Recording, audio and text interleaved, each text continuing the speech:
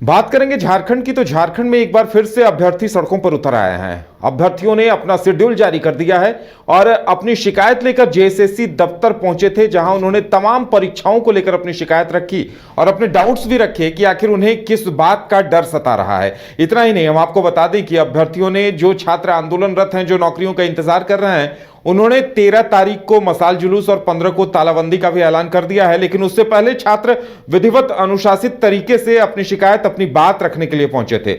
और जब छात्र वहां पहुंचे तो हमारे संवाददाता शाहनवाज वहां मौजूद थे, जो इस वक्त जुड़ेंगे हमारे साथ, उनसे जानेंगे। आप देख सकते हैं टीवी स्क्रीन पे कि किस तरह से काफी दूर दूर से छात्र काफी उम्मीदें लेकर जेएसएससी दफ्तर पहुंचे और उन्हें उम्मीद थी कि उनकी शंकाओं का समाधान होगा। कितना फायदा हुआ है उन्हें यहां आकर, ये तमाम चीजें जानेंगे। हमारे साथ हमारे सहयोगी शाहनवाज मौजूद हैं। शाहनवाज, लग रहा है कि काफी संख्या में अभ्यर्थी जेएसएससी दफ्तर के बाहर पहुंचे थे, क्या कोई काम बना उनका?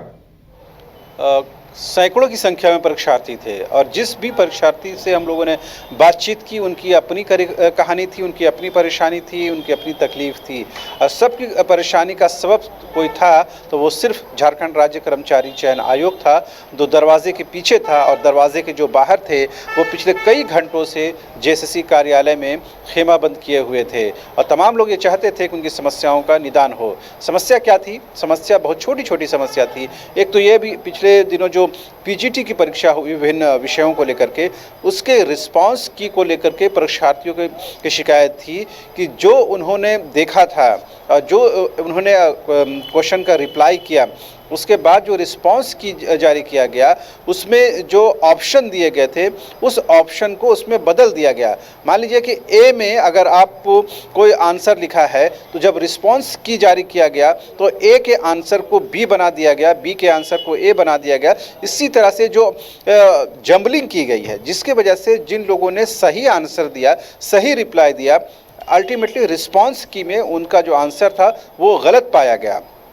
जबकि परीक्षार्थियों ने अपने अकॉर्डिंग और जो उनके पढ़ाई लिखाई की है उसके अकॉर्डिंग उन्होंने सही जवाब दिया। लेकिन रिस्पांस क्यू में चूंकि ऑप्शन में जंबलिंग की गई, यानी एक को दो और दो को एक कर दिया गया, जिसकी वजह से क्या हुआ कि उनका जो रिस्पांस की में आंसर गलत साबित हुआ, जिसकी वजह से वो क्वालिफाई नहीं कर सके।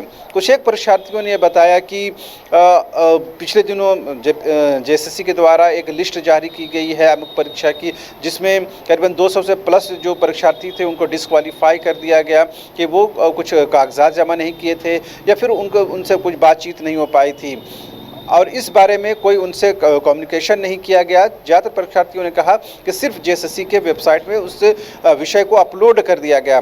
गांव देहात में, ग्रामीण परिवेश में रहने वाले परीक्षार्थी ये कहते हैं कि हम लोग हर वक्त, ऐसा नहीं होता है कि जेएसएससी का वेबसाइट जो है उसे खंगालते रहें, देखते रहें, लिहाजा उन तक ये बात नहीं पहुँची। और अब जबकि ये बात पहुँची है तो जेएसएससी इस बारे में कुछ सुनने को तैयार नहीं है। लेकिन मैक्सिमम जो शिकायत लेकर पहुँचे थे वो रिस्पॉन्स की में गड़बड़ी की शिकायत लेकर पहुँचने वाले परीक्षार्थी थे।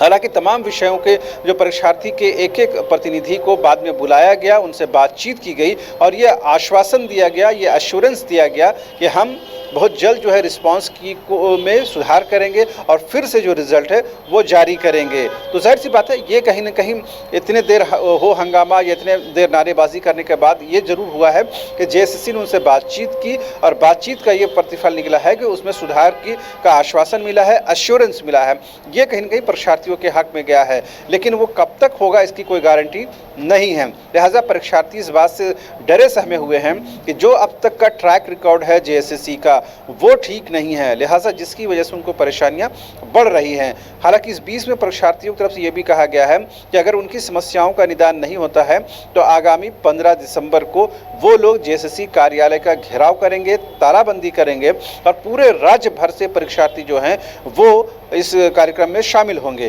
तो बिल्कुल शाहनवाज, ये झारखंड की कितनी बड़ी विडंबना है कि जेएसएससी अब आगे परीक्षाएं लेने की सोच रहा है। लाखों छात्र अभ्यर्थी तैयारियां कर रहे हैं, तब तक एक दूसरा विवाद आ गया और तमाम लोग उस विवाद में उलझते नजर आ रहे हैं। यानी जो भविष्य की फ्यूचर प्लानिंग है वो लगता है धरी की धरी रह जाएगी ऐसे में। बिल्कुल इस बात के सब तमाम लोग खुश थे कि एक नए चेयरमैन के तौर पर पूर्व डीजीपी नीरज सिन्हा को वहां पर नामित किया गया है। उसके बाद कुछ स्थितियां बदलेगी, लेकिन परीक्षार्थी इस बात से कहीं न कहीं थोड़ा हताश और निराश हैं कि उसके बाद भी जेएसएससी की कार्यशैली, वर्क कल्चर नहीं सुधरा है।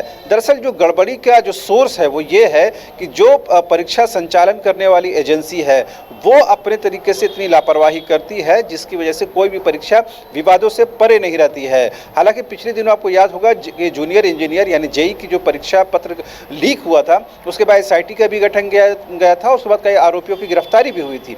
उसके बाद ये कहा गया कि हमने उस एजेंसी को जो परीक्षा लेती है उसको हम लोगों ने ब्लैक लिस्टेड कर दिया है।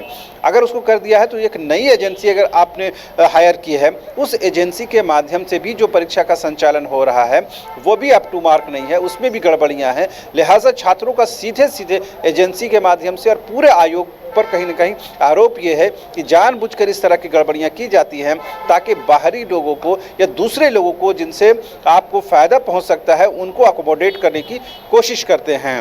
हालांकि इसका कोई आधार या इसका कोई सबूत तो नहीं हो सकता है, लेकिन जिस तरह से रिस्पॉन्स की में छेड़छाड़ की गई है, जैसा छात्र कहते हैं, अगर उसमें जानबूझ के छेड़छाड़ की गई है तो इसका साफ अर्थ यही है कि कहीं न कहीं उस एजेंसी के माध्यम से या जेएसएससी के माध्यम से दूसरे परीक्षार्थियों को अकोमोडेट करने की कोशिश है। लिहाजा इसे लेकर छात्रों में आक्रोश है।